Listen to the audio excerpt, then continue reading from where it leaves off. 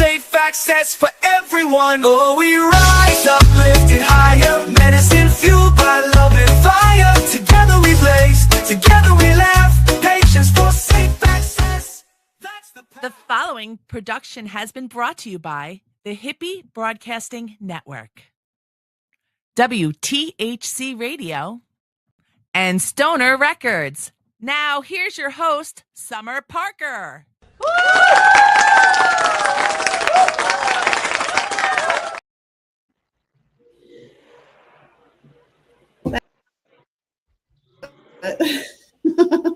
So welcome in, guys. A couple of you already in here watching. So welcome to our weekly Patients for Safe Access of Oklahoma podcast, where each week we bring on different guests and we discuss different topics going on in Oklahoma's medical cannabis landscape and beyond.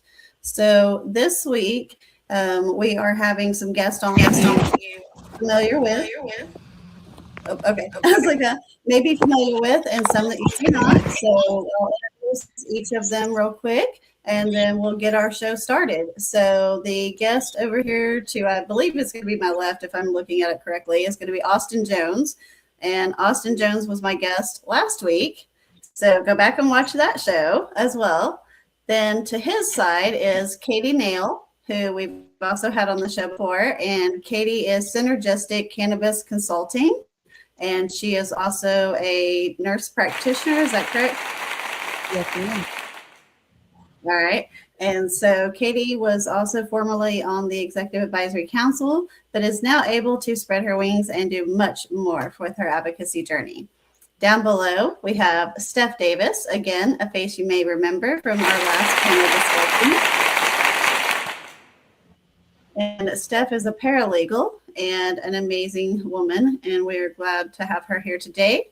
And then over here to the other side, you have Marion McNabb, Dr. Marion McNabb, and Paige Nelson. So Dr. Marion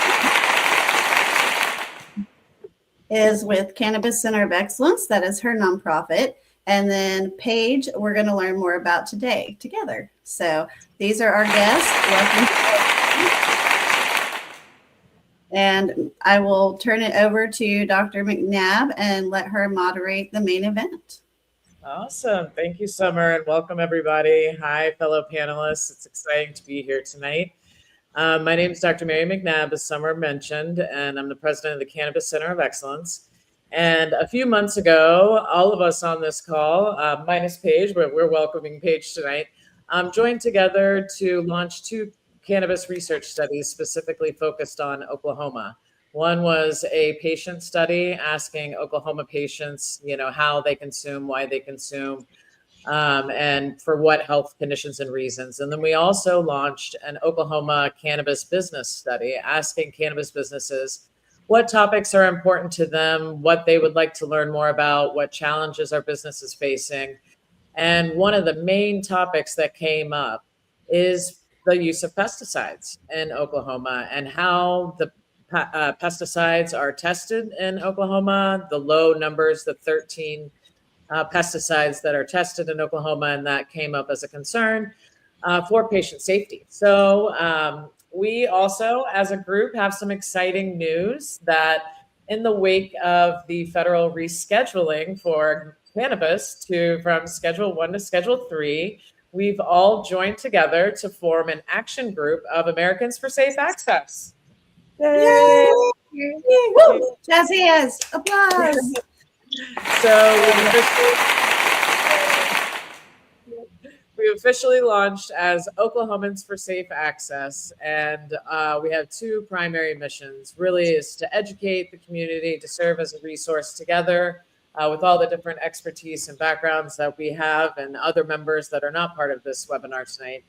And then also to use our collective advocacy and expertise to advocate for medical cannabis policy in Oklahoma that is pro-patient, patient-forward, and is reflective of the new reality that now federally cannabis is destined to be under Schedule 3. So To kick off our Oklahomans for Safe Access is this webinar tonight, and we're really, really excited to have Paige Nelson, who's a cannabis compliance expert and has deep experience here in Oklahoma. We're going to learn a lot from you tonight.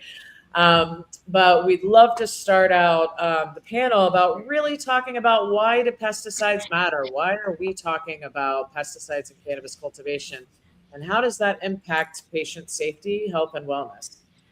So we have patient advocates here, we have a nurse practitioner, we have cannabis compliance, and we have cannabis business experts. So I'm excited to hear from each one of them and perspectives about why pesticides matter in Oklahoma. What are the biggest patient safety concerns that patients, providers, and businesses should really understand? And I'd like to start off with you, Summer, because I know that you as a patient have unfortunately directly been impacted.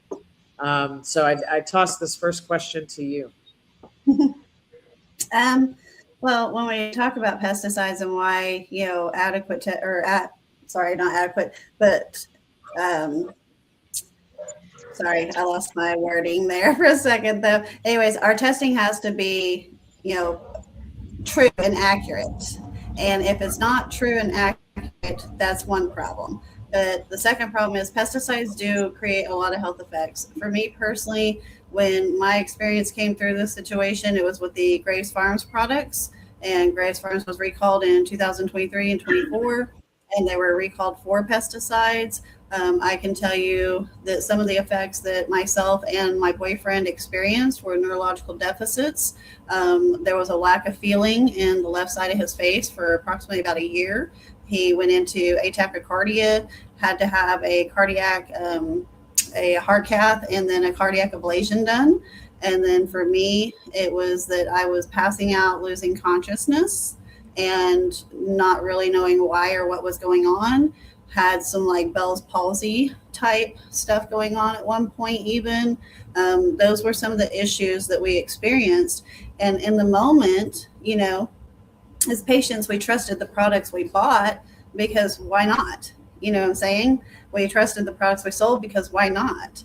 And then when we started doing our independent testing and finding the amount of pesticide fails that we found in products purchased at the retail level in our state, we were astonished. And so we took action on that because we want to expand the pesticide panel. And we believe that, like you said, Oklahoma only tests for 13, and we need to be testing for a lot more because we are not protecting the patients of this program adequately. That's where I was going to use the word. Yeah, and I'm very sorry that you had to suffer and Charles had to suffer like that, directly as a result of this.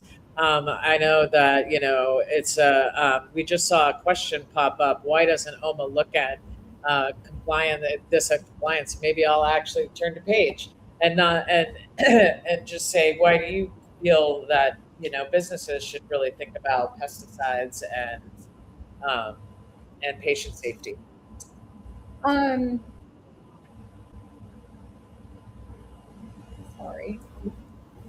Ask me that question. Yeah, no, that's okay. That's okay. This question here. Yeah, okay. The first question. So, why is OMA not look at pesticides when doing the inspection process was one of our first questions. Okay. Well, they do look at pesticides. They do look for pesticides.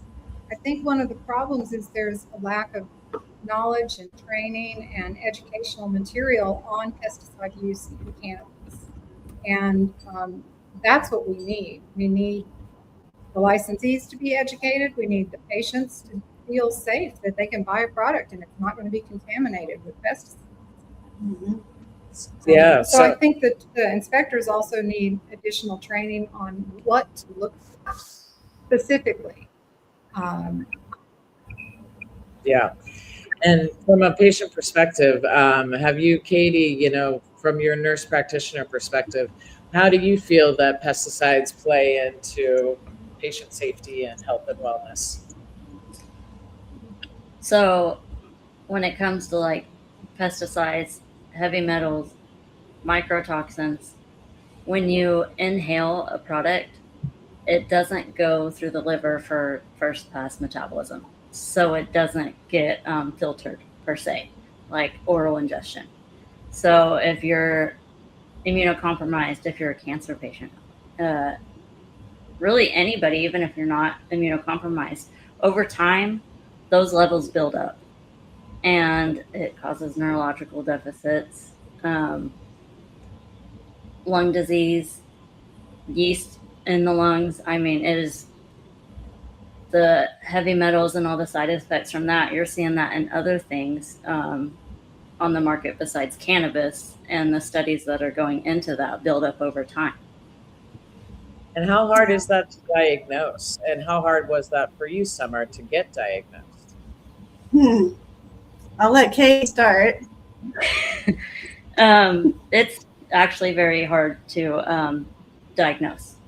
Even if someone comes in and says, I think I've been exposed to mold, depending on your lab, the corporation, what they allow for testing, I'm like, I can do an IgG level, but that just says there may be mold.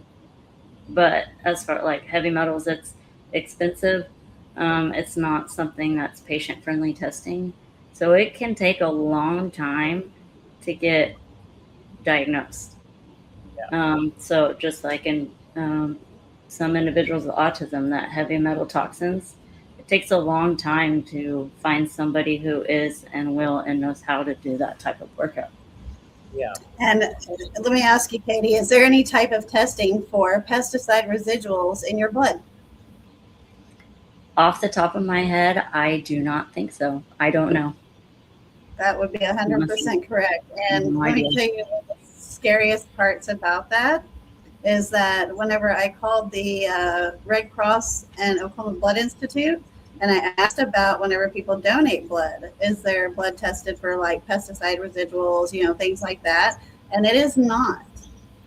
And that's scary, knowing that we have so much of this stuff out there. And I seen a comment where Jeremy was saying something about being on several, like 100 inspections and never seeing but one inspector actually look for pesticides on the shelf.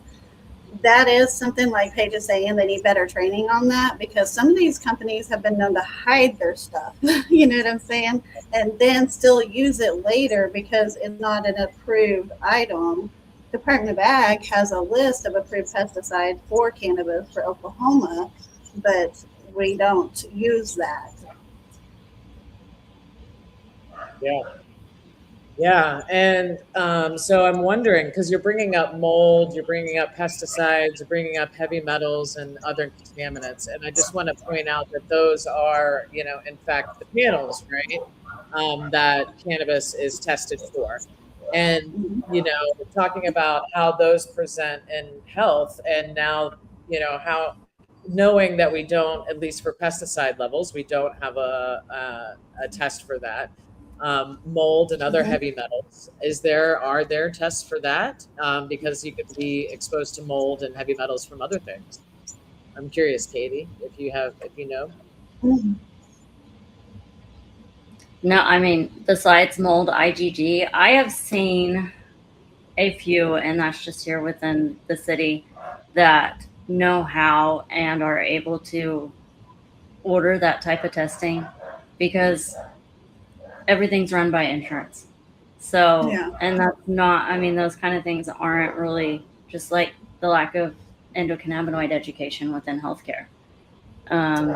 It's not really at the forefront. You can do bacteria based on, doing a culture. But even with the ability to do all these tests, finding out where it came from, that requires like logging and stuff to be able to connect, patient symptoms with these levels. Mm-hmm. Yeah, So, I agree. Do you mind if I interject here? I think that's a really good point, because if you're going from the patient backwards to determine where the contamination occurred, that's kind of going the long way. Mm-hmm. We should determine that at the grow. Absolutely. And as to how hard it was for us to get diagnosed with that, like Katie said, I don't know per se that there's a diagnosis, as it has been that we've had doctors, that we were able to show them the certificates of analysis for a product we had consumed. We were able to identify 22 different contaminants that we knew that we were exposed to. We were able to take that list to our doctors and tell them, hey, we know this happened. You know what I mean? And so it is in our medical charts that we were exposed to pesticide contaminations. But as far as the diagnosis, I don't think that there is one for that per se. Yeah, Well, and that's research. That's more of your long-term over time. You report it to OMMA on their health impact form, and then they supposed to take that information and you track it. But that's sometimes a 10-year period of the symptoms and if it's reported. yeah. And I think, obviously this is clearly a clinical issue, but it's a business and a compliance issue too. And, it's, from the compliance perspective, I mean, we've talked about, the inspectors not knowing enough. And is there, what should Oklahoma cannabis businesses know about legal pesticide use, pesticide registration, and following product labels? If they're, and then also, I guess, what should OMA inspectors know? Or they should definitely at least know the same thing. Steph, I see you pull yourself off mute. Well, I was actually going to talk about some of the liability concerns from a business perspective with pesticide use, because it starts at the grow, like Paige mentioned, and we're talking about, if you're being compliant and using approved pesticides and your neighbor is not, then it's just like with the compliance. Good actors are spending more on compliance than these bad actors are, who are getting away with other things.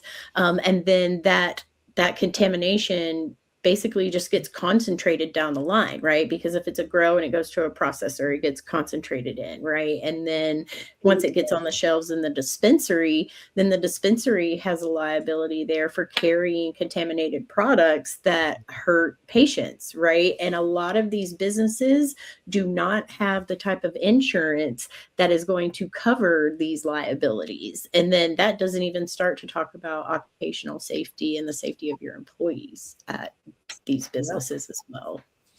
Yeah. I mean, that's a really good point. Have you seen any punishments from companies so far with this? I mean, I know you're in litigation right now. Yeah. What I will say is I'll refer to the OMA's Administrative Actions tab recently. And I will say that there have been a couple of times recently where, usually it'll say like untraceable, untrackable medical marijuana products, doesn't reconcile with inventory. But they've been actually putting on there that they found pesticides that weren't authorized, or that, there was a pesticides, like they're adding more in there for us, which is nice finally. But they're still not giving us a product list on the administrative action side, only if it goes to a full-blown recall. Can somebody explain why that goes on? Maybe Stephanie or somebody, Paige? I don't know. Okay. So just from what I've heard is that there were some mishaps that have happened with administrative holds and other processes that OMA is supposed to have into place. And so basically their legal department said no more. So now we're starting to see more, instead of summary suspensions, we are seeing what's called order of destruction. And so Adrian started pulling back some of those summary suspensions and just saying, hey, your product is questionable, so we're just going to have you destroy that. So I think they're just being gun shy, but there is a regulation that says anytime they put a recall on a product, there is no recourse against OMMA because they're doing it in good faith, right? So if Summer turns in a product that says, hey, this is full of pesticides, and they put an administrative hold on that, that is for patient safety. That's not to block a business, right? And so that's what's been happening. Hopefully now they've got this new recall administrator or whatever his title is. And hopefully we'll see a little bit of improvement and streamlined processes on the recalls. But Mary Ann Roberts is the reason why. Can I say something about recalls? Yes, please. A recall should be considered a failure of the regulatory agency, in my opinion. But we do know that it's going to happen, and so there should be a rapid, thorough response to any kind of report of contaminated product. And I feel like it just kind of goes on a little too long. And it really worries me about all the product that's been out there. Like, what has it done to people? What has it done to patients? And these are this is medical marijuana. So I would assume, Katie, you could tell me if this is true. I would assume that medical marijuana patients may be more vulnerable to the side effects of contamination.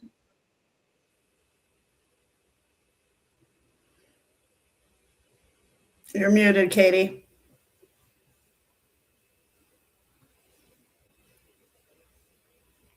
No, we can't hear her. All right. She might have to jump out and come back in. So let's refer back to you. Yeah. Try jumping out and coming back in, Katie. If we don't have at least one technical difficulty, we are not doing this show right. Yeah. Well, speaking about recalls, I think this is a really important issue. And I mean, from a public health perspective, if any patient who's medically compromised, they're going to be more at risk for any kind of exposure to mold, toxins. And in fact, in our research study, we asked about Oklahoma patients and why and how are they using cannabis for what health conditions and symptoms. And we have a wide variety of chronic pain, anxiety, insomnia, down to other very life-threatening conditions. And so we have a mix of psychological conditions and physical conditions that patients in Oklahoma are reporting. And I think, because we have the largest state in the United States, or the largest per capita patient population, 300,000 patients, it's really the recall issue, I think, is important because it's a 1 out of, I believe it's like 1 out of 12 Oklahomans or medical patients. And very large number of out-of-state patients that are coming in. And these out-of-state patients are reliant on this medication every single month and reliant on it being. And I'm seeing some great comments. I hope we can pop these back up. I know, me too. I mean, these are all popping up like great things. Yes. So what leads me into my next question is, what practical systems should growers and processors have in place to prevent pesticide-related compliance problems before products reach patients? I saw a comment that people need to be registered with ODAF. What role does ODAF play in this whole? ODAF is the Oklahoma Department of Agriculture, Food, and Forestry, and they regulate pesticides. So I would say that every business who uses pesticides should be going to at least to ODAF's website. And they have a list of pesticides that you can use on cannabis plants. And those are the only things you can use. You have to remember with pesticides, the label is the law. And ODAF also writes those laws. So what I would love is for businesses to utilize their website. They have a great website, and I've got the name and telephone number of the person at ODAF that you could contact with questions about pesticides. Maybe we could put that up. Yeah. Yeah, we definitely would. I'll send it along over an email. What's the number? Okay, 405 522 5981, and that's the Pesticides Program. The pesticides Complaints Program, and the person's name is Dray, D-R-A-Y, Williams. Y'all don't get on to me for my punctuation, but there it is. That's a great Hippie will resource. put it up in just a second. So I have a practical question. In our report, we also, all as a group, prepared a very comprehensive 39-page report, the Oklahoma program, and it included recommending expanding the pesticides panel. Is that something, and is that something that should be directly advocated with ODAF? I think that I would like to talk to ODAF and see what they think. What are their thoughts? Because they're in a better position to make that judgment, I would think. Yeah. I mean, it sounds like, has there been much, the list is unacceptable on ODAF, too many harmful products that are not meant to be inhaled. So the list is still unacceptable. So how, in terms of practical action, it sounds like there's not really, I guess, been a historical relationship between OMA or ODAF, and maybe there needs to be more education on the OMA staff around the pesticides, but maybe some of the advocacy, and maybe our report should be shared with ODAF. We haven't shared our report. So would ODAF be more on your food grade versus your medical grade? Well, I mean, they regulate pesticides, whether it's food or anything else. So Yeah, they're responsible for all of it. yeah. The problem is, though, like we called them about, obviously pesticide failed issues and stuff like that. And they told us that when it comes to being a licensed facility, that they don't have basically any teeth in the game as far as like enforcement. What'd you say, Charles? They just don't have any authority. One more time? They don't have any authority. They don't have any authority is what he's saying. That it's outside the regulatory framework of what they regulate. Then I would Because say that's more important that they communicate with OMA and let's figure this out. And while we're talking about it, we ought to throw the state health department in there too, because they regulate food, some of the very same food that OMA regulates.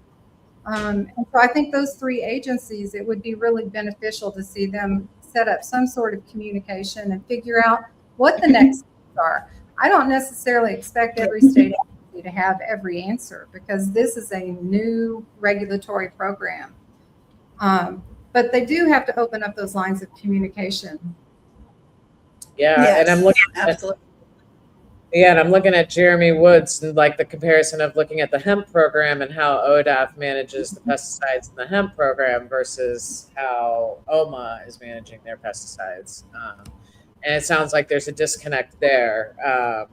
And there are examples of, other states with expanded pesticide panels that we could share, later on. I'm curious. Oh, that's not true. ODAF is to regulate every scale and calibrate the scales every year. Yes, they do that as well. They do that.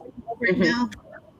And also, if you're administering pesticides, you need to have a license to be spraying those pesticides and a certification to be doing the spraying as well, the applicator licensing. So that was down here. Let me see if I can find that. Go ahead, keep talking. You're good.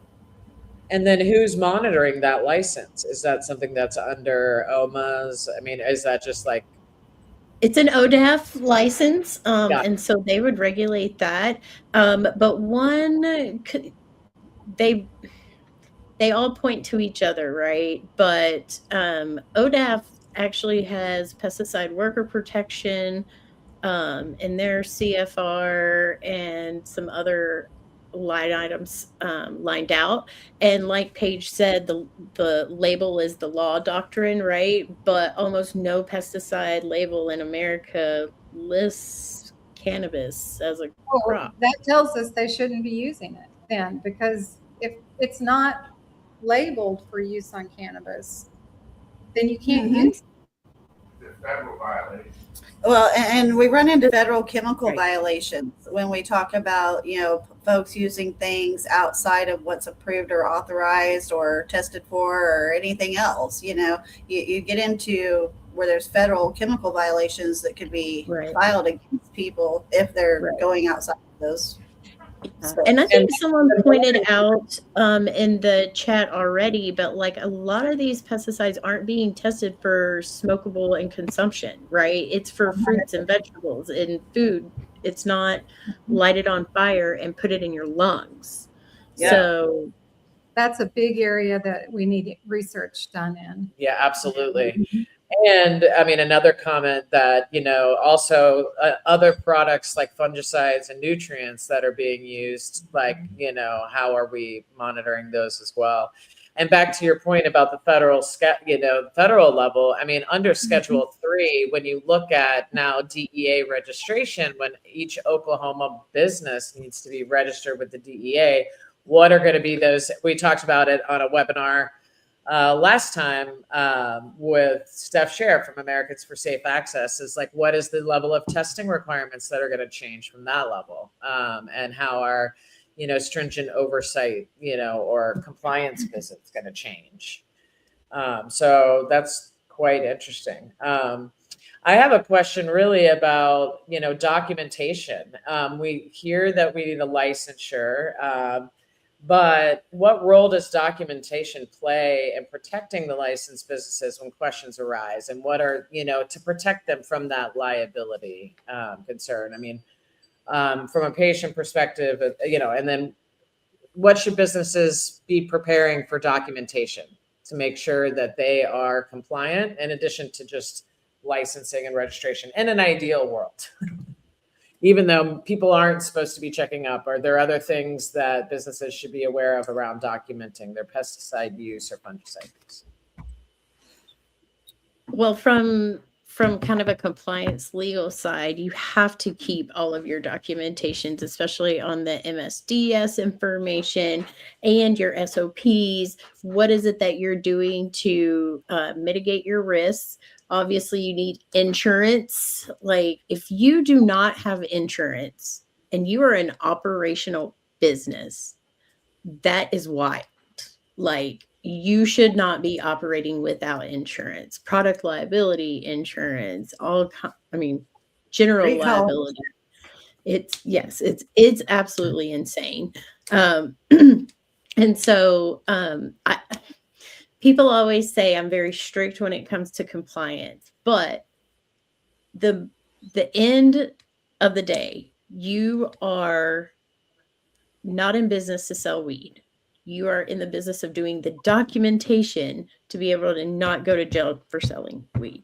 Like, and that should be your mindset when you're dealing, because it's not just your licenses. And here's the other thing. It's not just OMA, OBN, the DEA that now you're going to be dealing with. I mean, we have so many other micro agencies that are also reviewing DEQ. We're talking wastewater as well, right? So if a grower is using a bunch of pesticides and then putting a bunch of that wastewater in the public, water, that's why we had to have the $50,000 grow bonds, is because these businesses were ruining the environment, right? And so I see in the future with the DEA registration, they're going to start having environmental impact studies done, right? And requiring these businesses to do what we call carbon offsets. Okay. And you can see it a lot in Colorado, specifically in the Boulder area. You have to have, for your grow facility, 100% carbon offset. And that's going to be the same type of things that are going to happen. And eventually we're going to get to an approved pesticide list, and then there's going to be enforcement of that. That is our time for commercial cooker dinger, I think. All right. We'll pick back up with environmental health. That's new. Let's go, guys. Well, nugs of many sizes, munchies, trippy friends, and stash jars are some of the gifts you'll find here at lovenugsbuds.com for a unique gift for your 420 friend. Love Nug Buds will have what you want in the end.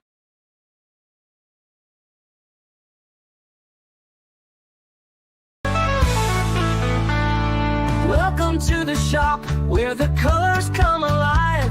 Collectors dream and memories shine like fireworks in the sky. Stacked to the ceiling with stories in light. Magic in the air when the toys play at night. Robots spinning, Game Boys flashing, action figures strike a pose. Barbie's got her sunglasses on, G.I. Joe's in hero mode. Arcade lights and vintage signs, glowing warm and bright. Everybody smiles when the toys play at night. Race cars roaring down the aisle like thunder and chrome. Furby's waking up like they just found home. Every shelf's a treasure map, everything feels right. Step into the wonder when the toys play at night.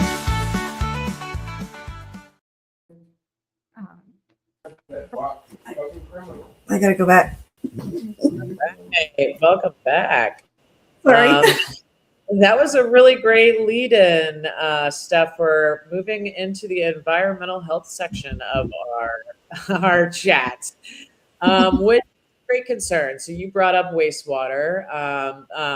There's also nutrient buildup in your wastewater, right? And so contamination of the creeks and the waterways, and so you have more.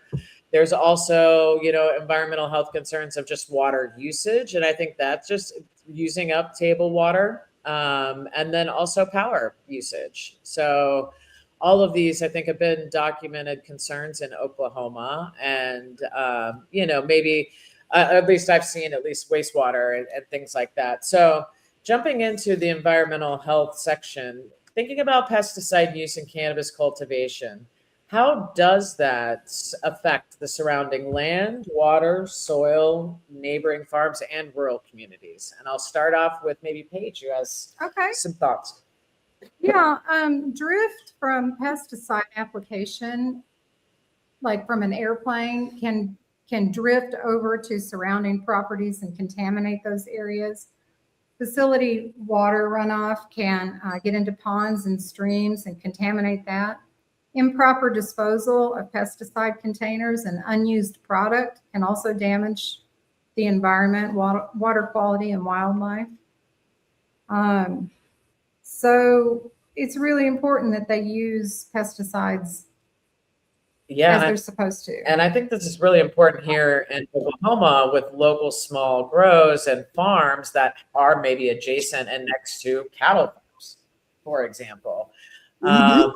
Or other livestock farms. And I know when I was just recently on in a hurricane where, it can wash away land and it can impact farm after farm. So this really is a concern, I think, for downstream and for maybe farmers who don't even know that it may be happening. And I think you also bring up a really important point. We have indoor and outdoor grows. And obviously you're going to be using pesticides, nutrients, and all these things in different varieties by the way that you're actually cultivating a product. And, and so I feel like, there's, when we're thinking about, also when you're using outdoor, we don't know exactly the number of indoor and outdoor grows, right? That's not publicly available information. Give me just 1 second. I might have that. Go ahead. Just look, and we have 1,885 growers, but it doesn't distinguish anymore indoor and outdoor. I would say the far majority are going to be indoor. But for those outdoor grows, they are all supposed to register as an environmentally sensitive crop with ODAP. I'm not sure how that's verified and what the consequences are if they're not. I wonder if that also goes along with the pesticide, if you need to be licensed to get the pesticides too. Yeah. That's an independent thing. Steph? Yeah, I was just going to say, it's always been interesting to me coming, as many of you know, I came from Colorado to Oklahoma, and in Colorado, they severely limit the availability of outdoor cultivation there. It's very regulated and monitored, and you have to do environmental impact studies. You also have to do noise control, all of that sort of thing there. And for Oklahoma to just kind of have this, you can have as many acres of outdoor grow space as you want is a little mind blowing, especially because, and I'm a big cannabis advocate and I feel I'm very open for free access, but can you maintain 48,000 plants properly? And so I start worrying about that. And so I do find that interesting. And that is certainly why Oklahoma's environment is impacted on such a bigger, more exponential scale than other states, is because other states severely limit the availability of outdoor grows for Paige's point, right? Because it just continues to spread and spread and spread, and it's harder to control the contamination. Yeah. Yeah. And that's, I mean, you're making really good points. And if folks on the line don't know, I gained my cannabis chops in Massachusetts for 8 years. And when I was working with companies at the local level there, one of the environmental concerns that kept popping up was light pollution for outdoor grows. And then, also smell. Just general smell, but the light pollution, because some historic districts or nature preserved districts really, just for birds, and so that had never even like crossed my mind. But that local residents had concerns about light pollution. I think, all of these are maybe the industry could take note from some of the other states, and yes, they are trying to vote rec out of Mass, which is really sad. But maybe Oklahoma could take note of what Colorado has done and what some other states at the local level have done. And I know that we, as part of this webinar, put together some best practices. We've already talked about Colorado and California, and maybe can put together a list of what other states are doing really well. What are the exact pesticide lists that are best practices from other states that we could recommend? Summer? I think one thing that we also need to modify in our testing procedures, not testing procedures, but our COAs, is there needs to be those threshold differences for the inhalable versus the edible. Those types of things, because like Katie was talking about earlier with processing through the liver and stuff like that, you don't have that going on when you're inhaling products, right? So a threshold for an inhalable product, we need to have a lower limit of acceptability there. And we did propose to OMA, back like 3 years ago, about changing the limits on stuff, and they did do some changes there. Lee Rhodes did that part, so thank you for that. He went ahead and adopted Canada's standards for testing thresholds, and there were a lot of people upset when that happened, but I'm sorry, I think it needed to happen. Zero chemical, zero tolerance. Yeah, Canada has zero tolerance for zero chemicals. So, Yeah. I think what makes it hard just from connecting. Can you guys hear me? Is my mic working now? Good. Yeah. Just from connecting with other states and labs, and a lot of what we talk about in our groups is the lack of regulation out there in general and research on the healthcare side on pesticides and stuff like that. So that's why it's really hard for the states to come up with, is because there's not a whole bunch of research out there. But I think Colorado, something's better than 13 now. Yes. Oh yeah. So there's already a framework there. And so at least, utilize what's best practice and then build on that. Yeah. Good call. I like this comment here. List of tested items for each state and their thresholds also vary so much state to state, and it also depends on what state and how that product is grown. And this person's right. It does vary state to state. And so, we do need to look at one thing Jeff talks about all the time with Hybrid Industries, is that you can go into a Walmart or an Atwoods or an Ace Hardware and go buy all kinds of stuff that isn't on the tested for list and use. And because it's not being looked for, it's not being found. Yeah. And this comment that there will be a federal mandatory minimum of interstate commerce. That's I think a very good point. Yeah, so I wonder, any of the panelists, do you have thoughts on what are, from a business perspective, what are some safer pest management approaches that can reduce environmental risks while still supporting viable cannabis cultivation? Austin, we ain't heard much from you. You got an answer on that one? Alright. Nope. Okay. Feel free to chime in, anybody. Do you have any thoughts? Yeah, the safer pest practices. Yep. Okay, so I would suggest that they develop an integrated pest management plan, for one thing. And there's lots of examples of that online. Oklahoma State University Extension may have some information online that would help with that. The EPA has pest control, integrated pest management system that people could look up. I would say utilize non-chemical methods. For example, ensure your facility has no gaps where pests can gain entry. And one idea would be to plant a pollinator garden away from your greenhouse or facility to make sure that those pests stay over there rather than come up to your door. You do not want to plant a pollinator garden right next to your greenhouse, though. But those kind of things, just some basic research would work. I would love to see the regulatory agency come up with best practices for this. I think I'd like to see the community come up with the best practices and introduce them to the agency. Well, I would love for the agency and industry and OMA and the health or ODAF and OSDH. I would love to see all of them engage in this because it's an issue that touches every agency really. And I think it'd be a lot more effective if we were all on the same page. I think if there was an adopted public health plus regulatory framework. Sorry if you can hear my dogs barking. I don't know what they're barking at.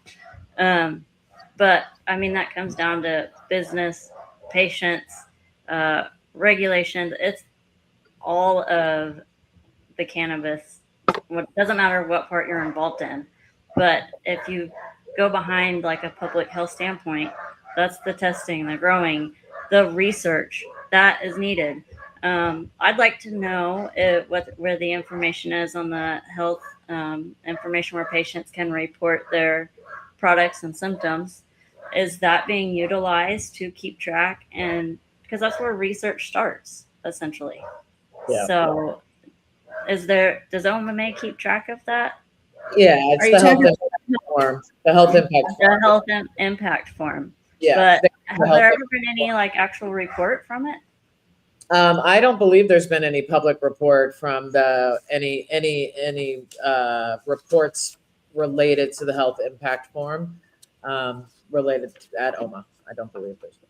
So that and education for businesses, growers, providers, patients on reading the COAs and pesticides, and even education on what possible side effects could be. Well, Jeremy says on the OMA website. Yeah, the health impact form is on the website, but I haven't seen any report on any responses based on the health impact form. Yeah, I agree with you, Katie. I strongly believe there should be a public health framework as implemented in just the cannabis industry overall that looks from seed to sale to population health outcomes. That's one of the key findings in our recommendations in our report that we prepared for the legislature and for OMA was to come up with these oversights. And another key finding of that report was around the pesticides. And I'm excited that we've shared that report with every single legislator at the Capitol of Oklahoma. It's we've submitted our report, and hopefully they'll be driving. So I know we have a couple of minutes left here. On the environmental health question, how can Oklahoma does anybody have any thoughts? Anybody on the panel? Anybody how Oklahoma can encourage environmental responsibility outside of what we've talked about without creating these burdens for the small businesses. Because we've talked a lot about now they've got to register, now they've got to do this, we've got all these paperwork. You know, how else, you know, are there any, and seed to sale, but how else can we encourage environmental sustainability? Best practices. Research, education. What happens if you use this pesticide when you're growing? What's the ultimate side effect from it? The mold, the yeast, what levels are appropriate, what's not? And that, I mean, that goes into the lab testing of, is it live or is it, you know, is it, if it's not live DNA on the yeast and mold, I mean, that also constitutes on if it causes an infection or not. So Yeah. start with even the patient access research questions. Yes, thank you. And I do know, and that is a great segue into our like sort of last topic that we want to talk about, which is we've talked about the impact on businesses. We've talked about the impact of pesticides on patients. What about the workers? The workers themselves and occupational safety is a huge issue because they're exposed right at the source. And this is not only an issue with pesticides, but it's an issue with mold. And that is a huge issue in trim rooms. And for example, inhalation and how much you're interacting with plant material at that stage. And what are, you know, the protections that sort of, you know, need to be in place. But there's a wide variety of occupational health concerns. And I wonder, is there any occupational health in inspections and exposure? Just generally, is this a topic that people are talking about in Oklahoma? Is it part of inspections to look at occupational health? I mean, I guess we're looking at some making sure that they're not using the pesticides, but you know, I just wonder if there's more attention, if folks in the audience have ideas in general about occupational safety, and if there are concerns here, and if there's an opportunity to focus it. So I have a friend of mine that I became friends after she told me the story of what happened to her husband. But he was working out in an outdoor facility, and the night before they had sprayed, you know, the fields type of a thing. And he come in the next day. This guy is not a cannabis consumer, has never consumed cannabis one day in his life, but yes, worked at a grow, and fell out and had a heart attack from the exposure. Doesn't smoke cigarettes. And this was a guy that was probably under the age of 40. I want to say around 35 when it happened, something like that. And so absolutely occupational hazards need to be looked at. And I don't believe, and Paige may be able to correct me if I'm wrong on this one, I don't believe they are looking. There's nothing, you can't call OSHA for a cannabis facility. You know what I mean? Like it doesn't work. Well, and interestingly enough, in Massachusetts, there was a death in a facility, and it was an indoor grow facility, and OSHA was involved as an investigation. And so, you know, that particular issue, she had a respiratory failure, and it was an indoor grow. And that grow ended up being shut down. And so that was particulate matter in the trim room that was in the air, and she had asthma. And even though she was wearing a mask, she still had an asthma. She died. Mm-hmm. Mm-hmm. I mean, that's terrifying to me. Austin, do you have any thoughts on the occupational side or on the product safety side of it? for patients? Can you hear me? I don't know if it's still working for all this time.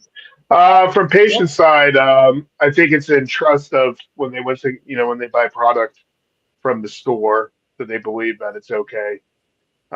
Environmental, I think you guys hit that good. And then work-wise related, I would assume being around chemicals and dust and, air particles is not great. And then I would assume, hazard to your eyes from all the lights from indoor facilities. Right.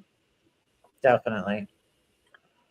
I think the other occupational hazard that I've heard is irradiation. When companies irradiate their cannabis or use UV radiation, meaning from an outdoor to irradiate their pests, and so you're not wearing a vest, and that could be and exposure in itself. Yep.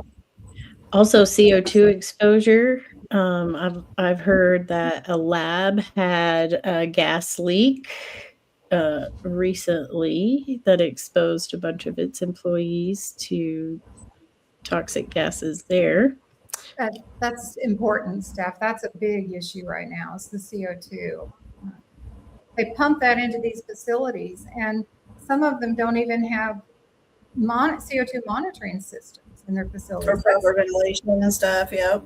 Right. That's unacceptable. Yeah, and we have to think these are indoor spaces with plants that produce CO2. Right. And I there's think like, extraction occupational health hazards too, with different extraction methodologies. Yeah, and the other thing is, the flammability also puts these facilities at risk for going up in flames, right? And then smoke inhalation that you're going to get exposed to in those sorts of environments. And, hopefully you have an exit route and you're not stuck in a facility that's on fire. Yeah. I mean, We've seen a few explosions in Oklahoma. exactly. And So another when- thing I'd like to remind the producers of our medicine, whether you're a grower or a processor or a lab testing our medicine, is that, if you put out a harmful product and you know that that's what you're doing, there's a difference between knowing what you're doing and not. Okay, and it being a mistake and an error, and you're doing it intentionally. Okay, if you're doing it for the bottom line, for the profit over the patient, and you're harming your consumer, you're actually hurting your own bottom line. You know what I'm saying? Why would you want to do that? Put out good quality medicine, and you will build a loyal customer patient base. Ask Bleezy. Yeah. I think that most of the growers that I met while I was inspecting really did try to do a good job. They wanted to have a good product. They wanted to make a living doing that and continue making a living doing that. And you can't stay in business if you're doing bad business. So I think that most of our licensees care a lot. They just I would need agree. education.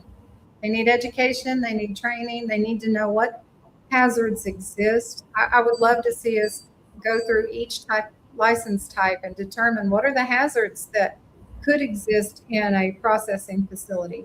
Well, that depends, because there's all different kinds of processing facilities. And I would like to know a number of not just hazardous and non-hazardous. I'd like to know who's making what kind of product, because we might get to a point where pesticide testing is based on the type of product. Like we were saying, if you apply heat or fire to something, that can make a chemical carboxylate. So you have to know what the products are first. Absolutely. Yeah. So, go ahead. Charlie says PPOs should not be allowed. They're not an insecticide or Like a synergist type of a compound, like MGK264 and some of the others like that. That what they do is they bring stuff together and make it morph and do other shit. And those are compounds in some of these pesticides that we did find in products. So no studies that were done because they're not pesticides or. So don't use those either, guys. Yeah. So, what and do we have any recommendations on maybe what businesses can do to protect workers? And, these are small businesses, and one of the suggestions is education. We need a standard. That's a great comment. But does anybody else have any thoughts on what businesses can do to help their workers protect them? There's got to be, with OSHA, I did some of that in the military, but there's standards out there. So businesses could, I don't know, if it's not something that's regulatory with OSHA in that aspect, maybe at least be as close as you can to some of those guidelines that are out there. Jeff says pesticides are also changing and evolving. This list needs to be dynamic and able to be constantly be updated. Absolutely, because they're ever changing. We have, I think, over 400 chemicals that are registered chemicals in the U.S. for use. So, I mean, there's crazy amounts and it goes up all the time. Yes. Yeah. My suggestion for businesses is carry insurance to protect your employees. Okay. If they get hurt, you have insurance to protect that. And also make sure you have all of the certifications you need. Don't have someone spraying pesticides in a facility that hasn't been taught how to do that safely. Mm-hmm. Look at how many people got cancer from Roundup. Come on, guys, for real. Yeah. And so, I mean, business owners need to be thinking about, because they're also exposed if they go into their own grows. I mean, this is it's, you know, you're exposing yourself. So education seems to be a coming theme, best practices, standards. I also saw a comment on increasing the total CFUs for total yeast and mold. I think that's important. Again, we've been talking about pesticides, but yeast and mold is also, you know, Absolutely it is. Yeah, there we go. That's it right there. For yeast So and did mold. you guys, did y'all see that we're down to 15 licensed testing laboratories in our state now? Wow. And how many are facing administrative actions? If we go off of Director Barry's last comments, which was 11 out of the 17, I think at that time didn't have had administrative actions. So 11 or 12 at that time were in admin actions. We only had 5 that weren't. So That's How to do OMA math. yeah, I don't know how to do them. We'll have to have Jeff on for another episode. Absolutely, will, and we'll bring Jeremy in on one of these again too and stuff, and get people in here that has the talkings to get going. Is there anything? We'll start with you, Katie. Is there anything you'd like to add here as an ending for you?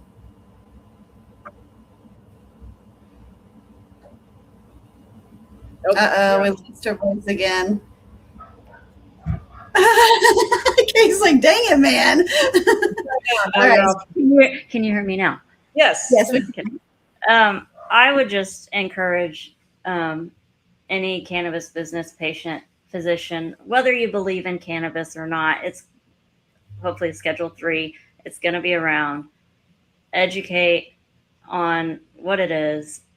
What, is, do you overdose? Do you not? No, you don't overdose. The health aspect, just as there's free information out there, just do the education to be prepared for hopefully new changes.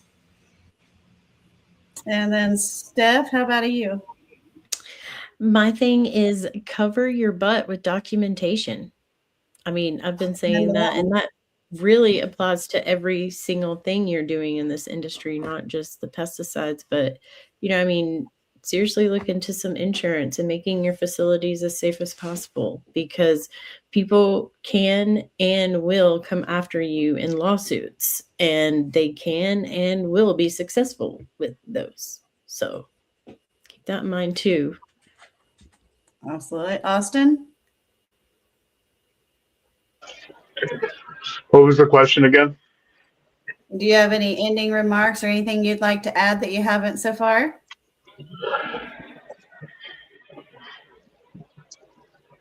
At the end of the day, I think the goal is simple: to help ensure every patient and business has reliable access to education, to proper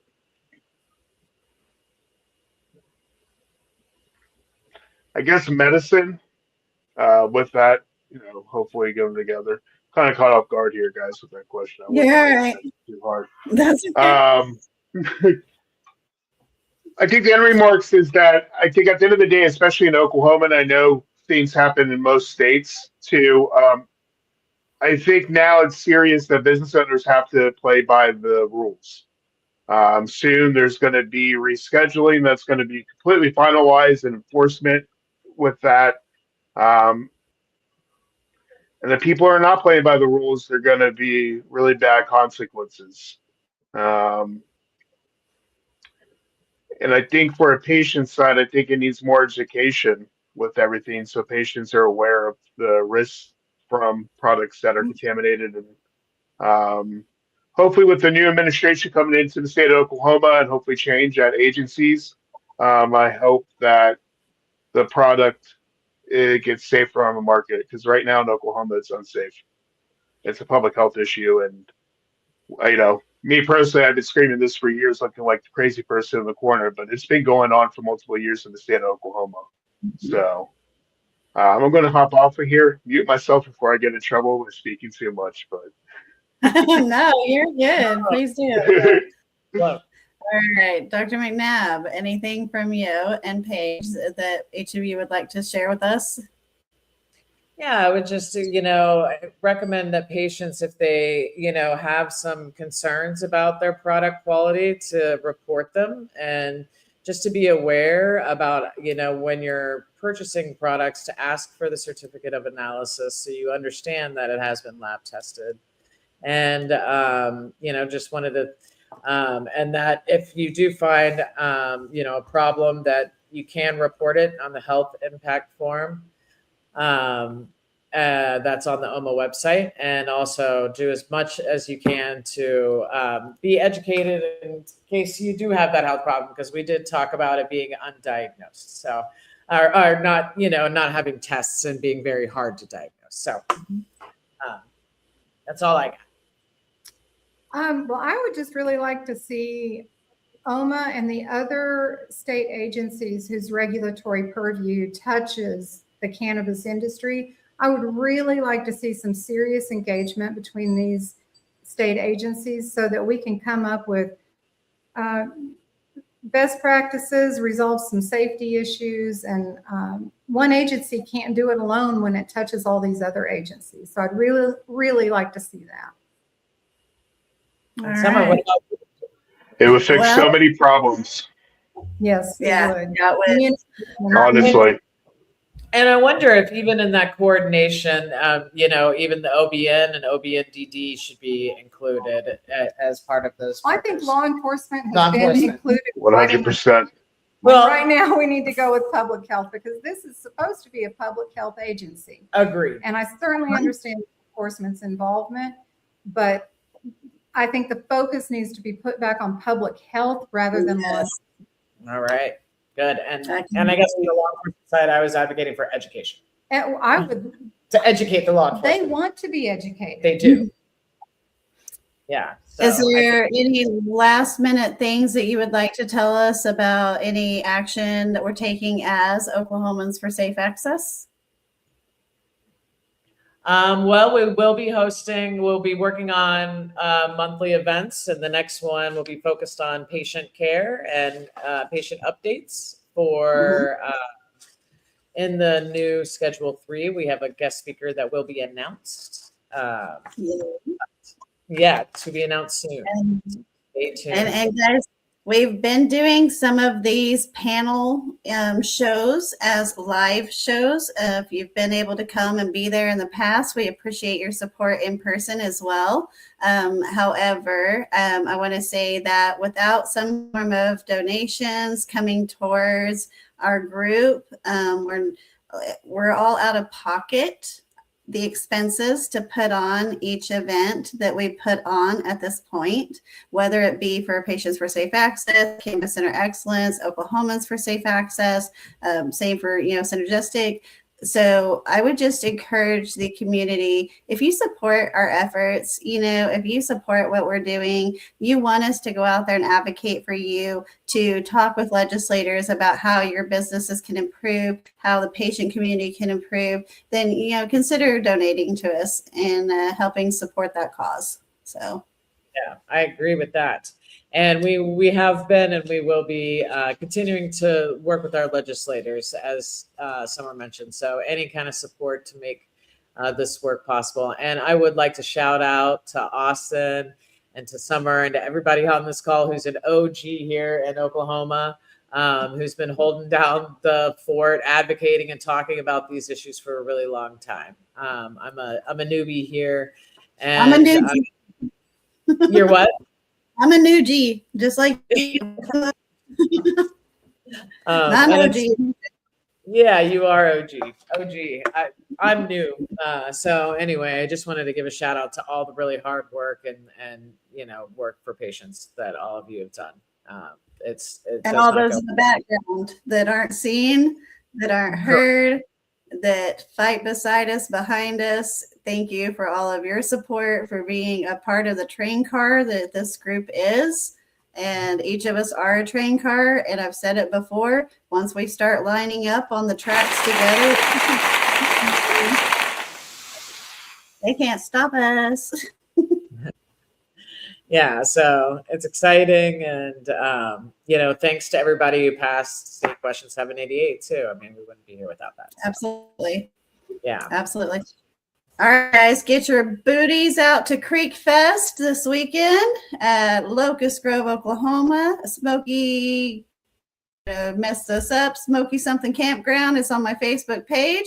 It's a music festival. There will be all kinds of vendors. So let's go dip your toes in the creek, guys. I'm so backwards today with my vocabulary. I'm like, bleh.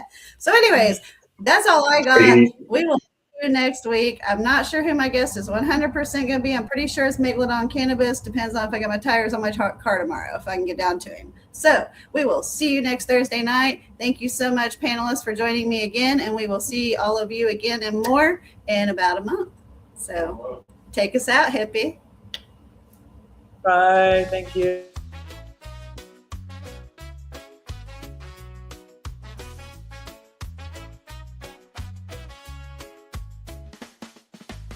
Summer Parker leading the way, shining bright like the healing rays. 420 patients, we stand as one. Safe access for everyone. Oh, we rise up, lifted higher. Medicine fuel.